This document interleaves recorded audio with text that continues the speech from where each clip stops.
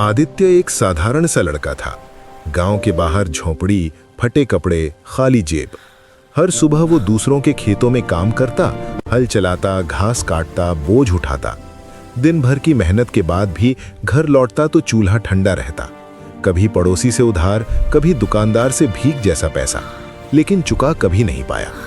लोग अब नाम से नहीं, उधारी आदित्य कहकर बुलाते थे। एक शाम बहुत परेशान होकर वो गांव से दूर जंगल की तरफ निकल गया।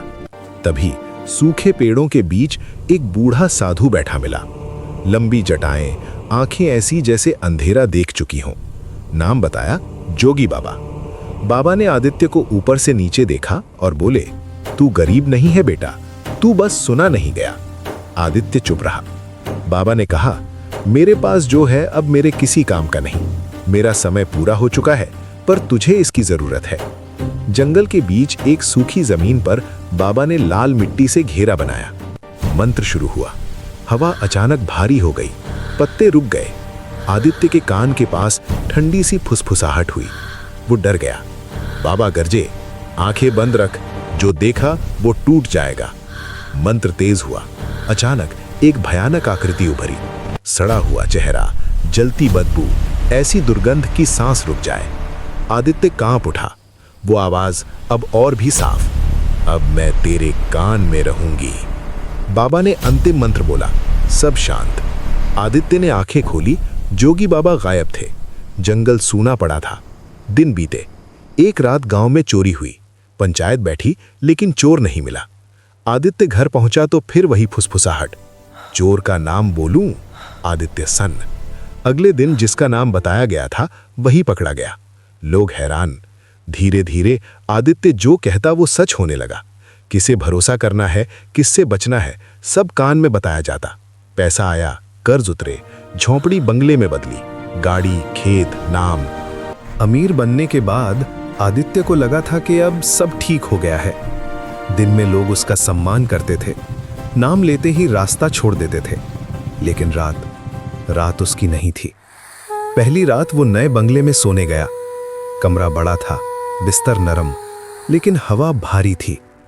जैसे ही उसने आंखें बंद की, कान के पास वही ठंडी सांस। इस बार आवाज नहीं थी, सिर्फ मौजूदगी थी।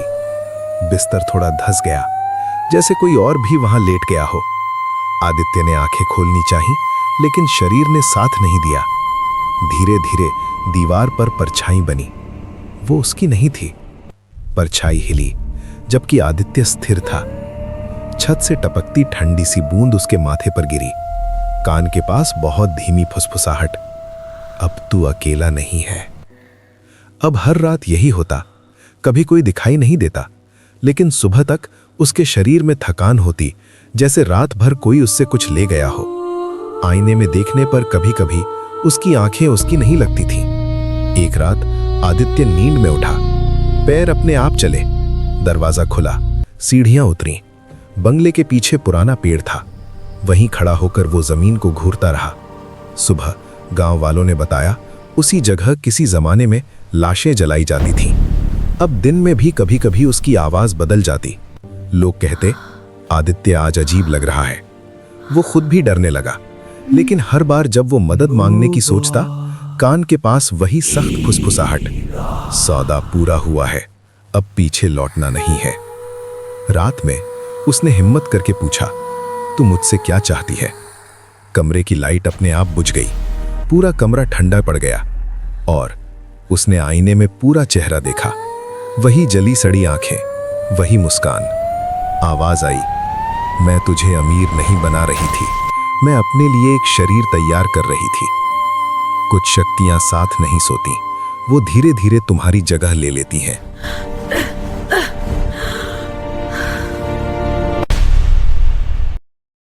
आदित्य अब गरीब नहीं था। उसके पास दौलत थी, नाम था, ताकत थी। लेकिन हर रात जब वो आंखें बंद करता, बिस्तर के बगल में कोई और सांस लेने लगता। वो कर्ण पिशाचिनी थी, अब पहले जैसी नहीं। उसका रूप भयानक था, उसकी मौजूदगी मौत जैसी ठंडी। उसी ताकत ने उसे बड़ा बिजनेसमैन बनाया और उसी ने याद दिलाया कि हर कामयाबी किसी सौदे से मिलती है। अब आदित्य अमीर था, लेकिन हर रात वो अकेला नहीं सोता था, क्योंकि कुछ वरदान इंसान को ऊपर नहीं उठाते, वो उसे अंधेरे से बांध देते हैं।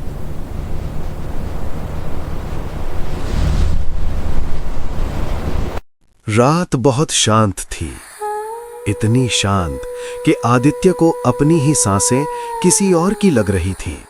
बड़े बिस्तर पर लेटा वो जानता था वो अकेला नहीं है। उसके ठीक पास अंधेरे में वही मौजूद थी कर्ण पिशाचिनी। बाबा ने कहा था, नियम टूटेगा तो शक्ति मालिक बन जाएगी, और आज आदित्य ने नियम तोड़ दिया था। कमरे की हवा मर गई, घड़ी रुक गई, और पहली बार अंधेरा सांस लेने लगा।